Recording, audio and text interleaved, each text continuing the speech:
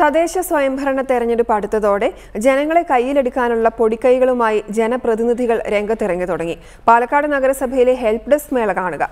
നഗരസഭയിൽ എത്തുന്നവരെ സഹായിക്കാൻ ഹെൽപ്പ് ഡെസ്ക് തുറന്ന് എല്ലാ പാർട്ടികളും ഒരുപോലെ മത്സരിക്കുകയാണ്.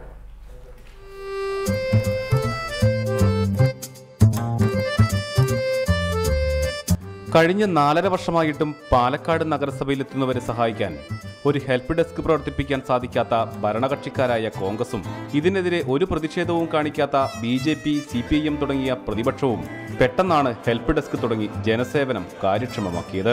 BJPയാണ് ആദ്യം പ്രഖ്യാപിച്ചത്. തൊട്ടുപിന്നാലെ കോൺഗ്രസും CPIM-ഉം മുസ്ലിം ലീഗും ഒപ്പം കൂടി. പിന്നെ ജനങ്ങളെ സഹായിക്കാനുള്ള മത്സരമായി. നഗരസഭയിലെ ഹെൽപ്പ് ഡെസ്ക് മേള കണ്ട് അന്തം വിട്ടു നിൽക്കുകയാണ് നഗരവാസികൾ.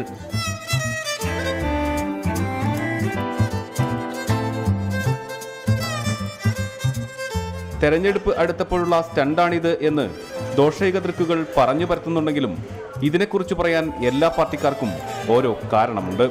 ഭാരതീയ ജനതാ പാർട്ടി ഇത്തരമൊരു സംരംഭത്തിനായിട്ട് മുന്നോട്ട് വരാൻ കാരണം ഇനിയെങ്കിലും ഭരണാധികാരികളുടെ കണ്ണു തുറക്കട്ടെ എന്ന് വിചാരിച്ചിട്ടാണ്. കോൺഗ്രസ് പാർട്ടിയെ സംബന്ധിച്ചിടത്തോളം ഒരിക്കലും ഇലക്ഷൻ സ്റ്റണ്ടല്ല, ആളുകൾക്ക് സഹായം കൊടുക്കുക എന്നുള്ള ലക്ഷ്യത്തോടുകൂടി മാത്രം തുടങ്ങിയ ഒരു സംവിധാനമാണ്. ഇവിടെ ചെയ്തിട്ടുണ്ടെന്ന് പറഞ്ഞാൽ ഞങ്ങൾക്കും അത് ചെയ്യാതിരിക്കാൻ നിവൃത്തിയില്ല. ഞങ്ങളും അതിൻ്റെ ഭാഗമായിട്ട് ഞങ്ങൾക്ക് തുടങ്ങാൻ പാടില്ലെന്നൊന്നുമില്ലല്ലോ. എല്ലാ പാർട്ടികളും അതുപോലെ തുടങ്ങുന്നുണ്ട്. ഇതുവരെ കാണാത്ത സഹായ മനോഭാവം തട്ടിപ്പാണെങ്കിലും അല്ലെങ്കിലും പെരുത്ത് സന്തോഷമെന്ന് നഗരവാസികൾ. എന്തിനെങ്കിലും വന്നു കഴിഞ്ഞാൽ അവർ ഹെൽപ്പ് ചെയ്യും, അറിയാത്ത കാര്യങ്ങളൊക്കെ പറഞ്ഞു തരും, എഴുതി തരും ഒക്കെ ചെയ്യും. മുമ്പ് ഉണ്ടായിരുന്നില്ല, ഇപ്പോഴാണ്.